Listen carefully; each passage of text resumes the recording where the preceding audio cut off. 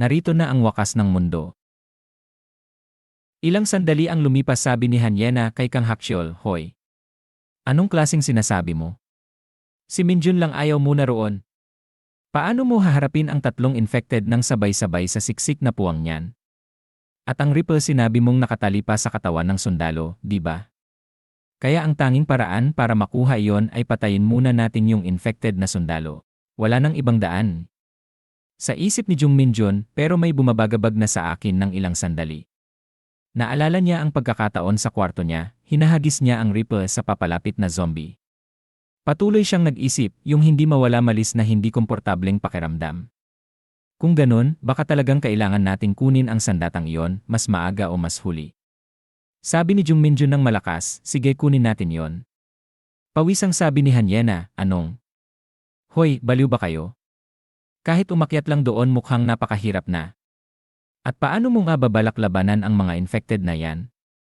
Sagot ni Kang Hakshyol, "Kami na lang yan ang aakyat. Magtago ka rito."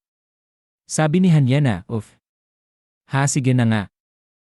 Sige, tutulungan ko rin." "Anong gagawin ko?" Sabi ni Kang Hakshyol, "Mukhang siksikan doon, kaya kung tatlo tayong pupunta, baka mas mapanganib nga. Mas mabuti kung magtago ka dito. Maaari mo bang hawakan ang mga bag namin?" Sabi ni Hanyena, Ako ba? Mag-isa. Mas nakakatakot mag-isa."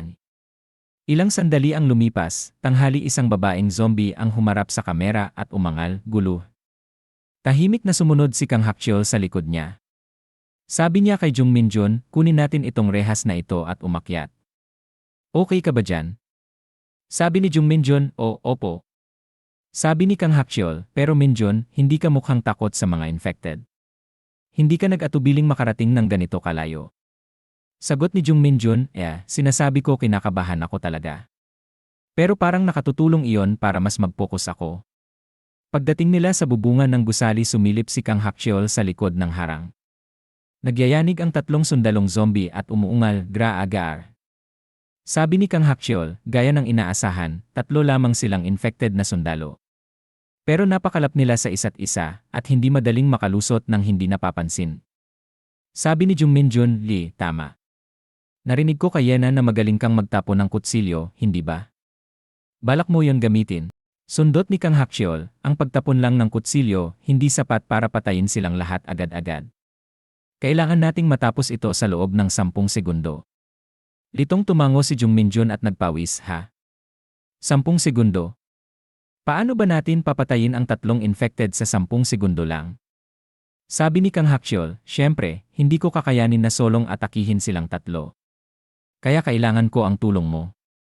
Susugod muna ako at papatayin agad yung pinakamalapit. Akitin ito yung dalawa sa akin, di ba? Tapos tatamaan mo na yung isa gamit ang nailbat." Nagulat si Jung Minjun at nagsabi, Anong gagawin natin kung magkamali?" Sabi ni Kang Hakshyol, "Kahit anong mangyari, isa lang yung kailangan mong patumbahin. Huwag kang manlumo.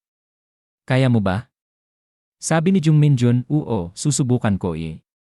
Sabi ni Kang Hakshyol, "Jung Minjun, naiintindihan ko pinipilit mo ang sarili mo. Nahihirapan ka, pero ngayon, una ang buhay. Gagawin natin ang lahat para mabuhay."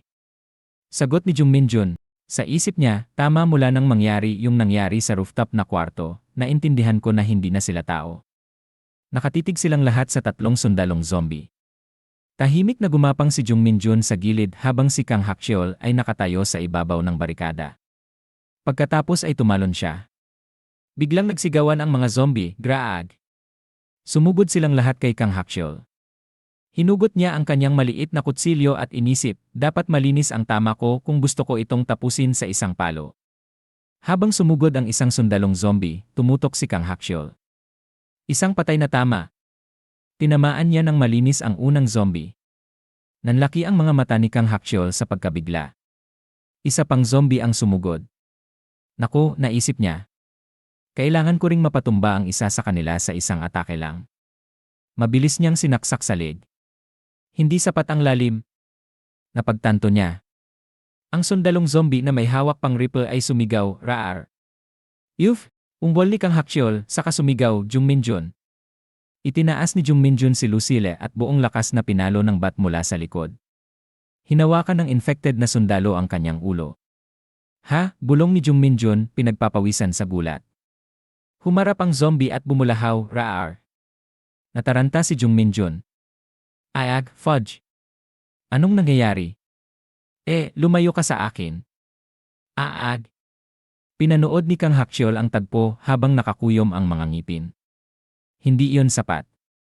Bigla na lang bumangon ang isa pang zombie at lumundag sa kanya. Graar. Ga. Kaan. Napangiwi si Kang Hakchol at naisip, kailangan ko munang patumbahin ang may hawak ng ripple. Binawi niya ang kutsilyo at sinaksak ang leg ng infected na may ripple. Pareho silang bumagsak. Nabitawan ni Kang Hakchol ang kutsilyo. Shoot eh. Bulong niya. Gumalgal ang natitirang sundalong infected, raar. Isa kay Minjun, isa pa ang papalapit sa akin na isip ni Kang Hakchol. Sa puntong ito ang magdasal na lang ang magagawa ko. Sana may natitirang kahit 2 bala sa ripleng ito. Ikinasa niya ang baril. Raar, sigaw ng papalapit na zombie. Raar, hiyaw ng umaaligid kay Jung Minjun. Yung goal ni Minjun, kuf.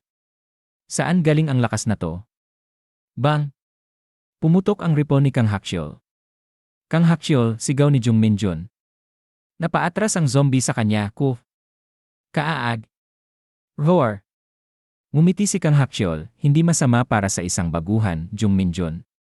Ngayon pa lang nagsisimula ang tunay na laban. Bang! Isa pang putok ang narinig. Napatayo si Hanyena sa gulat. 2 putok ba yon? Bulong niya. Shoot, ang lakas ng tunog di. Sabi niya habang hinugot ang binoculars. Please! Please, please, please. Sumilip siya sa binoculars. Mukhang ligtas sila sa tingin ko. Mukhang ligtas sila sa tingin ko. Hingal si Jung Minjun, sorry. Parang wala akong naitulong Umiling si Kang Hakchol. Hindi. Hinila mo ang isa sa kanila palayo. Iyon ang nagligtas sa akin. Pero sa susunod, kailangan nating sanayin ang tamang pagpalo gamit ang bat. Pero seryoso, ang galing nun. Bulong ni Minjun. Ang tama mula sa posisyong yon. Nakabaril ka na ba dati? Sabi ni Kang Hakchol, siguro 2 o 3 beses nung 12 anyos ako. Hindi pa gamit ang kaliwang kamay, inuna ko lang ang instinct. Swerte na lang at hindi kita tinamaan. Ha? Sagot ni Jung Minjun, manghang-mangha pa rin. Tinanggal ni Kang Hakchol ang magasin at inisip, tingnan natin kung ilan pa ang natitirang bala. 1, 2, 3. Ha? Bulong ni Minjun, litong-lito. Sa kalsada sa ibaba nag-ungol at nagsigawan ang mga infected, gra-gray. Nilingon ni Jung Minjun ang paligid, kinakabahan. Hoy! Parang may mga infected na paparating ni. Tango ni Kang Hakchol. Siguradong naakit sila ng putok. Kailangan nating magmadali. Pwede mong tignan kung may bala pa roon? Sige, sagot ni Minjun. Samantala, sa kabilang gusali patuloy na nagmamasid si Hanyena gamit ang binoculars. Hindi ko na nakikita si Minjun o Hakchol. Bulong niya. Baka bumaba na sila kanina pa. Okay lang kaya bumaba na rin ako sa unang palapag at maghintay. Biglang sumigaw ang isang zombie sa labas, raar. Sumilip si Hanyena sa bintana. Mas marami pang infected ang sumigaw, raar. Roar. Sumugod silang lahat sa pinanggalingan ng tunog. Nang inig si Hanyena, ang daming infected ang nagpupunta roon. Napapawisan siya, wala na akong paraan para makababa ngayon. Dito na lang ba muna ako maghintay? Pero mas mahalaga, makakabalik pa kaya sila ng ligtas? Bigla siyang napatigil. Ha? Bulong niya. Isang matandang zombie ang nakatayo sa labas at mumiti ito sa kanya. Halos tumigil ang tibok ng puso niya.